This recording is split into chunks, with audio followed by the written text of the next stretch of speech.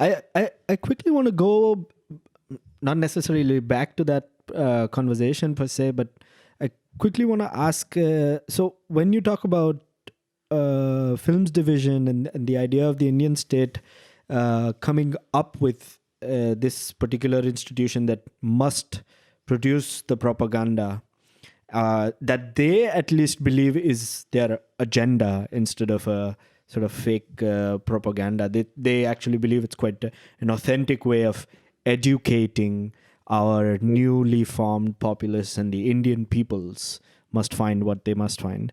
And what I want to go back to with this in mind is a comment about the collectives within Mumbai at least coming kind of organically organizing themselves without very, very clearly defined agendas. Do you think this is mildly reactionary to our social democratic system that existed till 92?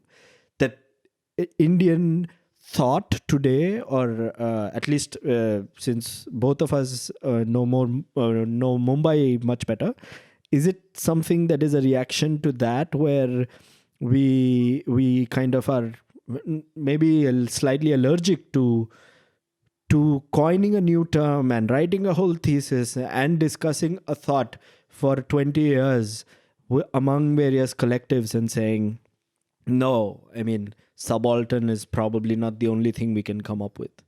There are more to us that we can I think that think. there are. I think there are many, many different sorts of ideas that are in the air. I think, especially with over the past 6-7 years, with the new government's new policies, the political has taken center stage in much of the conversations concerning citizenship, concerning identity, concerning. I think one of the great resurgences in Ambedkar is really part of that story. I think. Revisiting some of the presumptions and some of the main values that existed within the construction of the Indian state and the idea of the Indian citizen.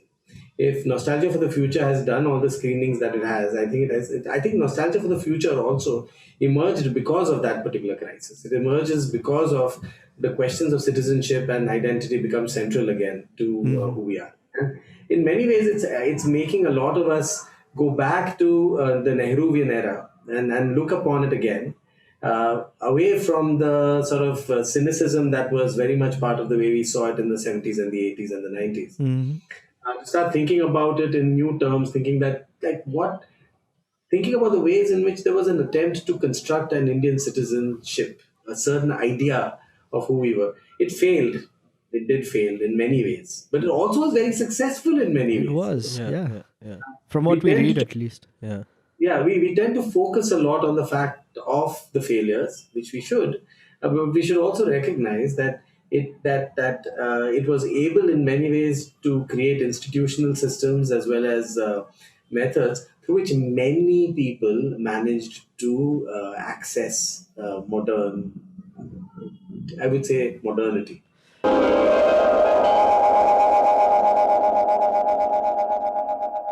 सफेद पोशाक में engineer साहब आए, दाढ़ी बनाकर, साफ सुथरे सफेद, पूर्णिमा के चांद की तरह सफेद। इनके हाथों हमारा उद्धार लिखा था। इनका अस्त्र, इनकी बुद्धिमत्ता, जो अव्यवस्था से व्यवस्था छीन लाती, सतह देखकर भीतर की गहराई भांप लेती। इनका अस्त्र विज्ञान।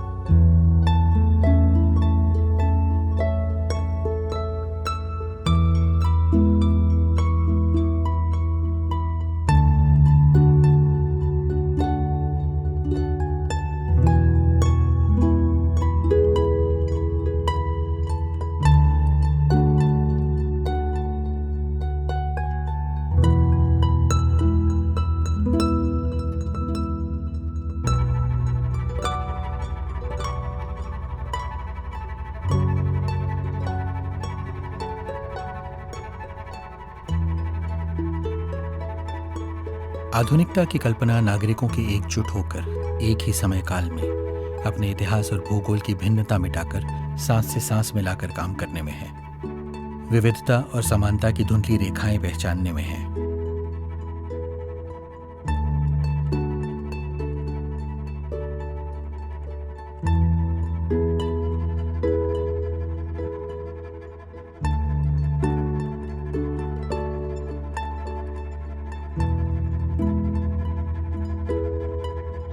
When you say that there are all these new people or sometimes even newer ideas about people from our history that are being discussed, somehow aesthetics does not get foregrounded, does it?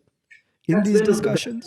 I would There's agree no with you. art movement or not movement. I'm not calling for a new movement. I'm Yeah. saying No there's need for isms. Yeah. yeah, no need for isms. But when you mention we must write new histories, one of the things I would say are crucial to be able to write a history is to have an aesthetic reading of something where there are sort of speculations on why or what exactly drew attention.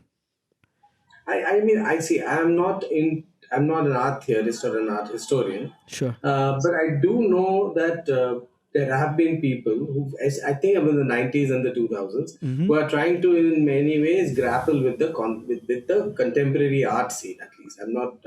I wouldn't. I'm not an expert, but I know friends who are. I guess so, maybe they would be better to kind of talk about it in terms of what are the sorts of things that they are interested in. I mean, but to kind of take your point kind of a little further, Sure. there is a point I think that you have about the way that we always frame our own work that we do within the terms of the international sort of market for ideas as well. Markets, yeah, Yeah. absolutely. Market for ideas as well, no? So I think that, but the question really I have is that how else does one do that? Yeah. Is actually, no, which language do we choose to speak in? This is the. I mean, I would hesitate to call Indian academia subaltern because really it's highly Brahminical and very Absolutely. so but still even given the fact that within the international academic scene you do inhabit a margin, and if you think about the way that Spivak Gayatri frames the argument about speaking, and then you think about and if you use a similar sort of imagination to think about the way that the subaltern, I hate that word. I hate using it for myself actually because it's not necessarily true. Absolutely. But if you think about it, she effectively makes an argument that says that to speak one has to don the language of the people in power. Then what do you do? To be heard, if those are the only languages that are then available to you, Because and if the language itself is one that only allows a certain kind of power to emerge, Yeah. then is silence the only option? Or is denial the other option? Or is, I mean, even absolute violence, rejection. Yeah. absolute rejection is the only absolute rejection is silence, actually. So that is a kind of so I mean, it's a difficult question because I very often find that to be so, especially because you get called to different places to present, no, Right. like you're presenting all these various people, no, and then you have to then you have to kind of make something legible to somebody else, you know? And in the making of the legible, you are in many ways actually speaking in the language of something else about something Adopting. needs another language or needs another institutional system entirely of validation.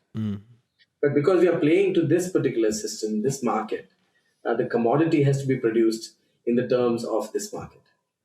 Yeah, that's And that's why the I find nostalgia for the future and also especially with the clarity that you've brought now to be really special work because it does this, it almost critiques this idea of appropriating language and all its problematics with power and all its problems with aesthetics.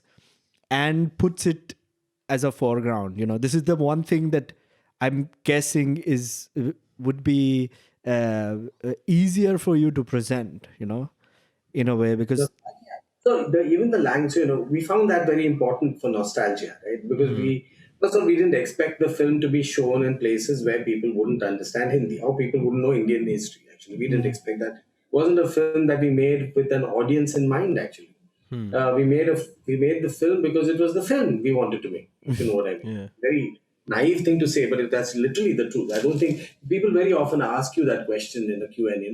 Who was your intended audience? And I actually don't necessarily have an answer to that, because it was actually a film that was made as a conversation between people who share a certain history. So I presume that it was meant for people in India, Yeah. to some extent. But then again, you guys belong to a generation that doesn't share the same history as I do, and this film is very much about a particular history, of being in a very being in it. specific one. Yeah. But what I found is that somehow, because of, I guess, the mode of the making of the film, which is montage largely and voiceover, that it seems to hit a chord somewhere. Like some things seems to resonate with different people in different parts of the world. So the film has actually it's traveled so much that I'm still constantly amazed by the fact that this film that doesn't bother to tell you who Ambedkar is, Or Gandhi, for that matter. or Gandhi, or Nehru. It drops these names and moves on. Is being seen in I don't know, Mexico, and like Yeah. I'm still wondering, like, like, what do they get from it? It's like a question. Like, but then I realized that I was being naive. Actually, we never ask those questions for fiction films. Fiction films often present very specific realities of people who are not like us. Yeah. Yeah. People in, I don't know, Morocco and I don't know, Italy, Thailand or wherever. Yeah. But yet somehow we find ways of enriching our own kind of experience of that by mirroring ourselves within those spaces. Right. And the film allows you to do that. And I think that's what films do. It doesn't have to, is that we find what we want to within the work. Projecting into a different sort of reality. We make it our own, in many ways.